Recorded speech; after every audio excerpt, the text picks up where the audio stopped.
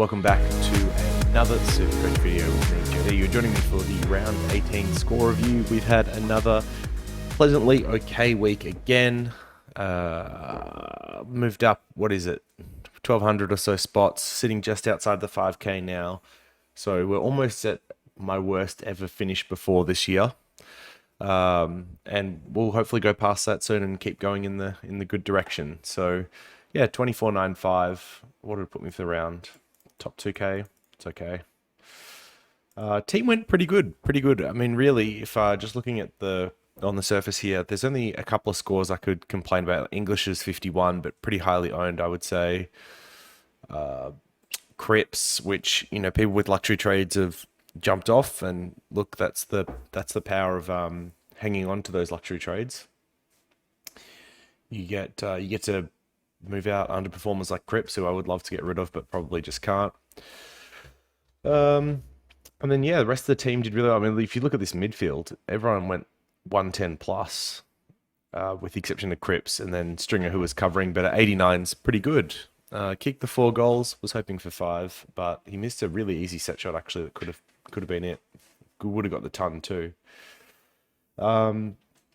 All right, so I feel like there's not a lot to talk about this week because there wasn't really any big injuries or anything like that happened.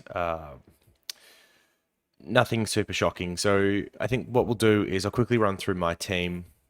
Might run through the vice captain setup, and I'll just talk through a few of the interesting moves from like people being switched around or pods that people can look at. And I guess we'll also talk about like players that you could move on if you had the luxury trades, which I don't. And I really I wanted Crips to be steal so bad, and it would be so handy. I'd be getting so many more points, but anyway, just have to stick to the process and hope that these trades come in handy. I mean, we've got 4 weeks left. We'll see. I might not. I might actually be able to use them for luxury trades. All right, in defense, Sinclair was huge. They moved, well, he basically was able to play the role that we expect him to play, which is like that loose behind the ball, still get some intercept possessions and whatnot, but lots of free cheap touches as well as the kickouts as well, which really helped boost that score. Suspected he would be able to be played loose against the Dogs because they want to do the same with Dale, and sure enough he was, and scored really well. This game, what was it, Crows against Collingwood game, was awkwardly timed at, was it GWS against Brisbane? So I watched kind of a half of each game, so I can't really give the full picture on a lot of these. From what I saw of Dawson though, because I watched this game mostly the second half, he was doing okay in the third quarter, then got moved forward a little bit in the fourth, which is just not the best place for him to score. Not super worried about this. I think the only concern would be if they've got taggers coming up, and for him it's Ryan Clark next week to the Swans. He may get a tag there, which I'd be a little bit worried about. But yeah, otherwise he's traveling well. Over 600k now, wow. Him and Sinclair both over 600k, it's pretty crazy. Doherty. So just the 93. This is the other game that was double booked, right? And it's the one that I didn't watch much of. This was Carlton Geelong when we also had the Freo Swans game at the same time. I watched more of the Freo Swans game.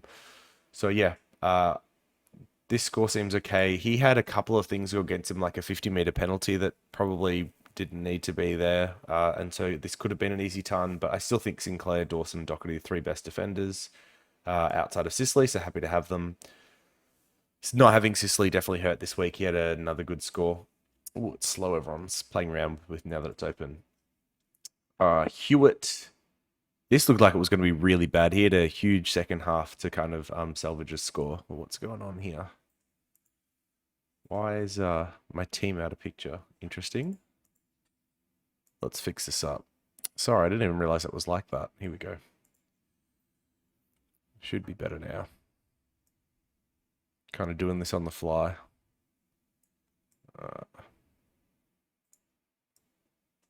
All right, better.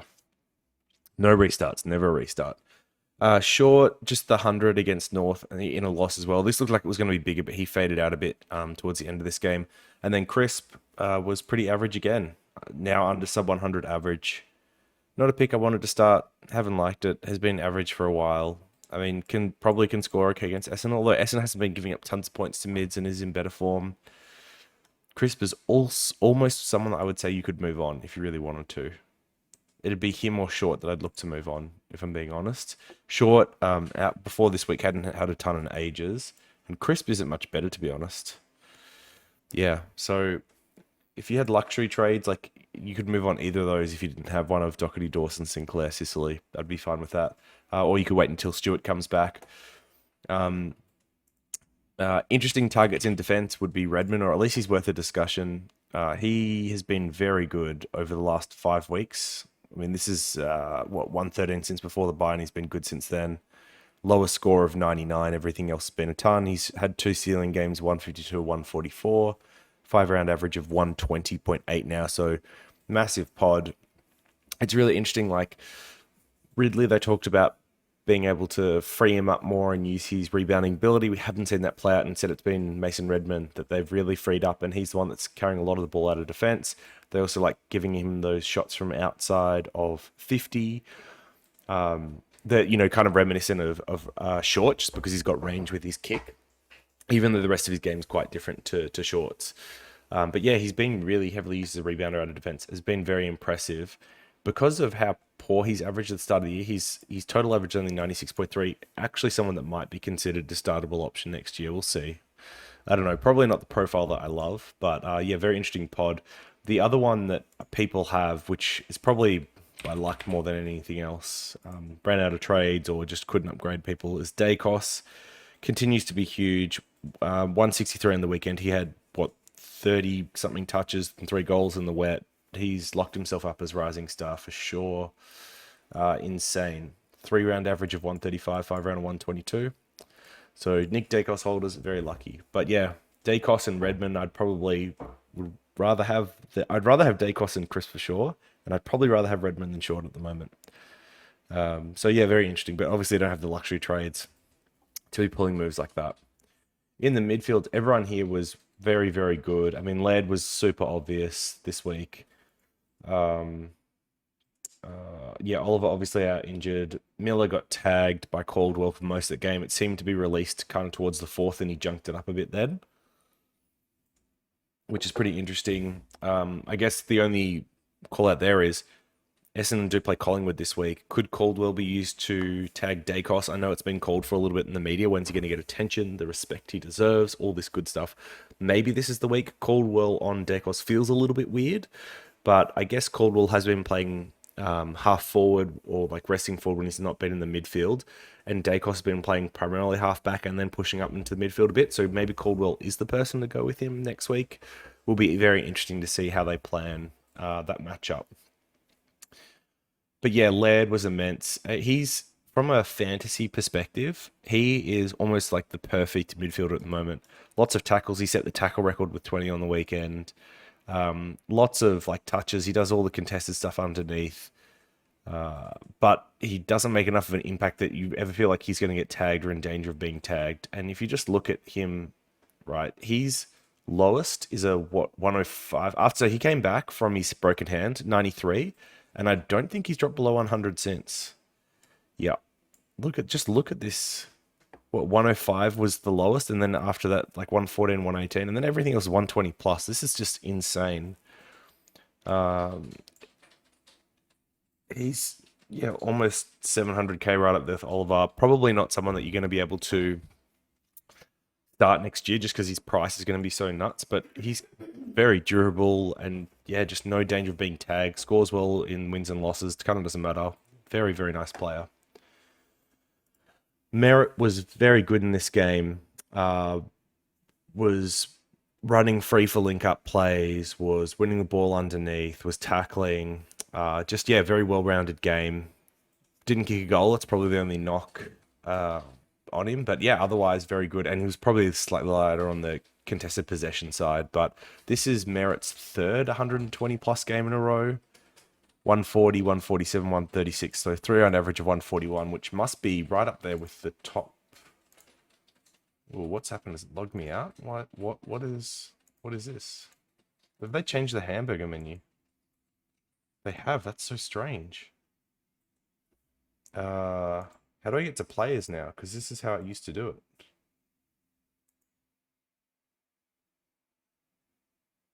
Oh, I'm so confused. How do I look at other players? Hello?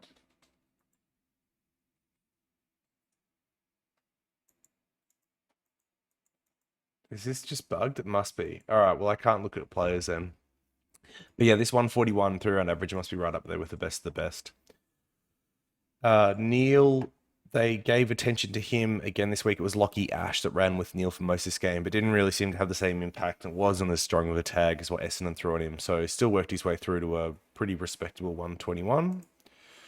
Then Petrarca was good with no Oliver. One of the few games where he had a very good fantasy to supercoach ratio, was surprisingly very efficient. Lots of contested wins out of centre, like good stoppage work, good long effective kicking inside 50. So just a very nice game for Petrarca. And the type of ceiling games you can expect from him. McRae was good. I like this game feels so long ago now, the 128. The Dogs absolutely creamed the Saints, and it was just a standard McRae game. There's really not much to write about here. It's funny, he's been somewhat poorer, but really, the last two scores were before this 104, 100, and then it was 123, 155, 107, 102. So it just feels like his high floor is still just a touch below where you would love it if he was going to be right up there, doing his best. But I mean, it's a 120 average for the year, so can't complain too much. And then, yeah, Cripps, disappointing. He started off this game pretty strongly and just faded quite heavily in the back half, along with a lot of the rest of Carlton. Only other mid that's like kind of interesting to talk about is Davies Uniacke. Nope. Luke Davies Uniacke. It's the I didn't have the hyphen. He had it's one that I called out as like someone that's interesting, especially with new coach and all that. He had another 110. Unfortunately, he's priced out now like 590k. Cripps is 500, so I can't even do this swap if I wanted to. But he was very good. And then yeah, Steele I mentioned. Don't have him, but he was very good as well. He put up a very nice score. Anyway, what was it? 133. Yeah, huge. Losing like somewhere between 20 and 50 points a week, not having Steele. Sucks. And then, yeah, Stringer, 4 goals. Could have been 5. Just played okay outside of that, but that's all right. Take that. Not bad for cover, getting at 89. I mean, it was better than Cripps. The rucks this week were terrible. Couldn't punt all of them. Darcy, this is one of the better scores of the 94. Gorn played no rucks and struggled, maybe carrying something. Jackson looked better than him in that game. Witts 78. The only one that's worth talking about, and English was of course bad, we'll get to him in a second, is Goldstein, who put up a 135. This is a very nice score. He's had, 3 of the last 4 weeks been very good scores. No Cherry. Like Hawks, Essendon, these are both like reasonable ruck matchups. So yeah, he's a very good option. And if you're looking for a forward or ruck trader option for like Darcy Cameron for when Brodie Grundy returns, then Goldstein I'd say is box seat at the moment. The other ruck that was worth talking about, is Marshall. So Marshall had a pretty poor game for the most part, but he scored something like, I want to say 40 points or 50 fantasy points, something like that once Ryder got subbed off later in that game. So if Ryder's out for the rest of the year, then he's now got forward ruck status like Goldie. This is now a very attractive price for someone to get like cover, or if you want to get rid of Cameron and you can't afford much, then Marshall's a pretty good option. Although Cameron's still priced in the 500s, right? 515. So yeah, do like him as an option if Ryder's out for the rest of the year. Otherwise, if Ryder retires, maybe if that Achilles keeps playing up, then Marshall's one we'll be looking for in our forward lines next year. Speaking of forward lines, King Bont 181. We saw a ceiling game, and it was a very nice ceiling game at that. He just looked phenomenal in all quarters and doing everything. And even when the Dogs started to fade a bit late, Bont came off the bench to kick the steadier goal. Just like really, really, really strong game. Saw a couple of people on Twitter like SC Insider, so shout out to them, had actually gone the Bont VC, which very gutsy move given, you had Laird just around the corner, but got 27 points on it. So good job. Good job. But yeah, very nice to have and definitely hurting non-owners. This was one that was probably one of the more obvious pickups once he got DPP. So yeah. Yeah, hope you got on. Cogs, slightly worse game, but a lot of GWS did. Himmelberg was the one that went massive again. He's been very good in that floating back roll. What was it? Like a 132. Could be in either your forward line or your defense. Potentially a startable piece next year, depending on what role he gets under the new coach, whoever that is. But yeah, Cogs, this is fine. English, this 51 was not good. Oh, it's not good. I guess the only thing we can say is we knew, like the double ruck matchup of Marshall Ryder is definitely one of the harder ones. So to see a poorer score here isn't totally unsurprising, but this bad hurts, especially in a win. Just didn't get involved around the ground as much as I would have expected. Wasn't clunking marks on the forward line and getting some of those opportunities like he would. So hopefully we see a bounce back, although they're playing against Melbourne this week, which is a tough one because I think English actually scored well on them in round one, I want to say. But yeah, Gawn's also like limping a bit. It feels like two pretty average ruckmen going up against each other. I don't know, maybe it could mean good things, maybe it could mean bad things. Parker had to work very hard for this 92. It's like every week he feels like he has to work so hard for his points, but yeah, he's been pretty safe and reliable. So happy with Parker. Dunkley, another pretty average game. He had his moments, but like was faded out for a lot of this. Playing a bit more forward than I would like to see. And then Heaney was good. He's had 2 back-to-back good games for me, which I'm very surprised. And with the Crows this week, we could get a third one out of him. Definitely opportunity for him to go big. Has he got good history against them? Let's have a look. 102, 152 in his last 2. So yeah, he could go big.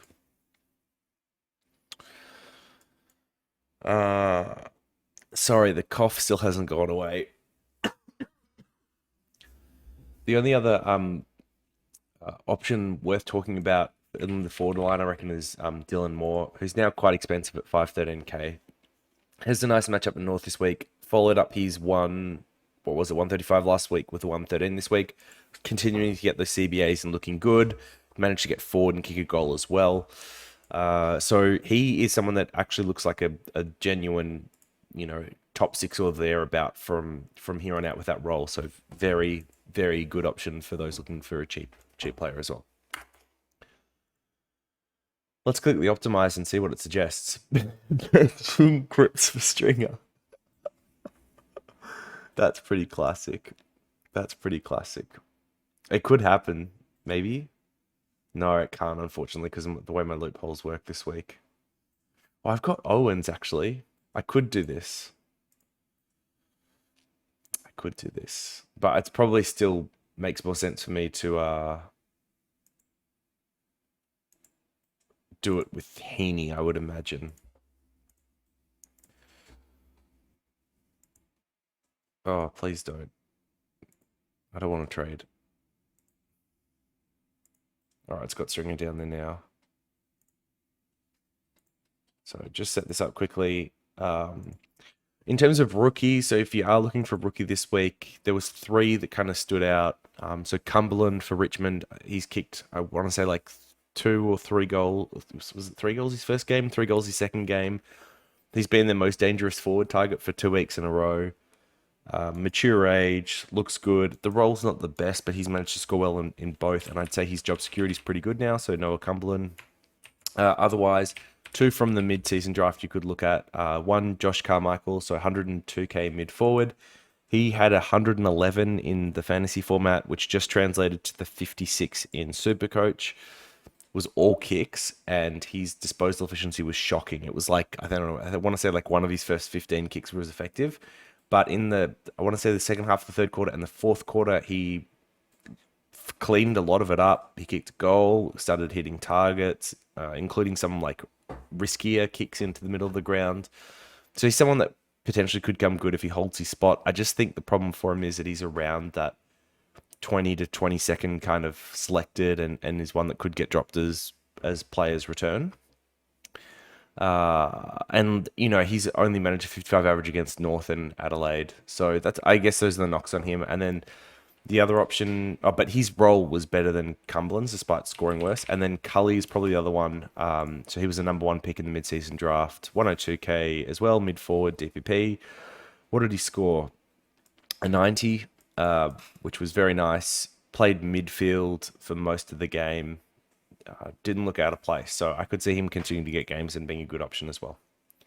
Those are probably the three I'd look at. I would quickly have a browse at defense, but I don't seem to be able to do that anymore. Nope, that can't be it. Okay, well, it is what it is. Okay, so vice captain, captain this week. I think that's pretty simple. Wait, is it? So if you've got Mills against the Crows, I guess you could consider him. Otherwise, it's probably Laird VC again this week. Oliver back, I don't think you can trust him with the captaincy. Neil against Gold Coast is somewhat interesting. I'm sure he must have good history on them. 108. Oh, he actually surprisingly doesn't. I wonder what happened in this game. But yeah, susceptible to tag, I guess. Dogs, Melbourne, I probably don't want anyone in that matchup. Not touching rucks based on recent form. Sinclair against West Coast, although back seemed to score worse against West Coast, just because there's not enough ball coming back on the rebound. It was actually like pretty tough. If you had Brayshaw against Richmond on Friday night, I like that as a vice captaincy option. Otherwise, it's probably led into Merritt, which is pretty scary. Because I think there's a good chance Collingwood destroy Essendon and Merritt doesn't score as well. But this just seems to be like the most obvious thing to me at the moment. If you had Goldstein, then him against North might be a vice captain option. See, into like Laird. See, oh no, they're at the same time. Can't do that.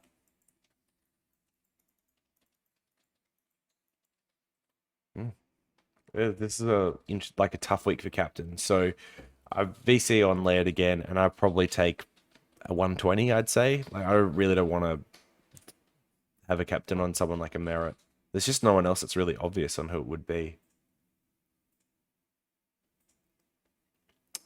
Okay, but I think that's everything for this week. So let me know how you're going. You making charge up the ranks? Do you actually have any free trades? Do luxuries? If so, what are those luxury upgrades? Apologies once again for the cough and the lack of editing. But if you sticking around now, you know how it is. You know how it is. We don't muck around with that. So thanks as always, and I'll see you in the next.